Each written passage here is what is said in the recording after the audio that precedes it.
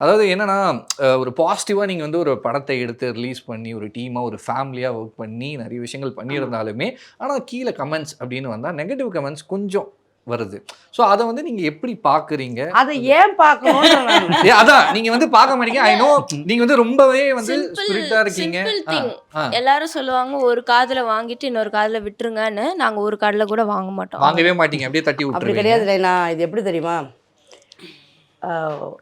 Publicity is publicity. Okay. அது நல்லதா இருக்கட்டும், கெட்டதா இருக்கட்டும். ம். நீ நீ என்னோட ட்ரெய்லர பார்த்துட்டு தானே என்ன திட்டுற? ம்.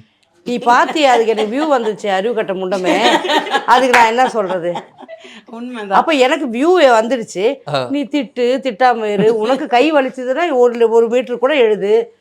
இல்ல ரொம்ப வலிக்குதுன்னா 2 கெட்ட வார்த்தையில திட்டி விடு. என்ன பண்ணுறது? அது எனக்கு முக்கியம் கிடையாது. ஏன்னா நீ நினைச்சாலும் என்ன நேர்ல வந்து பார்க்க முடியாது. ஆமா, உண்மதான். இல்லையா? ஆனா நான் நினைச்சா உன் நம்பர் எடுக்க முடியும். உன்னை நேர்ல கூட்டின்னு வந்து வீட்டில் உட்கார வைக்க முடியும். விஷயம் புரியுதா? புரிஞ்சிச்சு. அதனால சொல்றேன். புரிஞ்சிச்சு. அதுதான்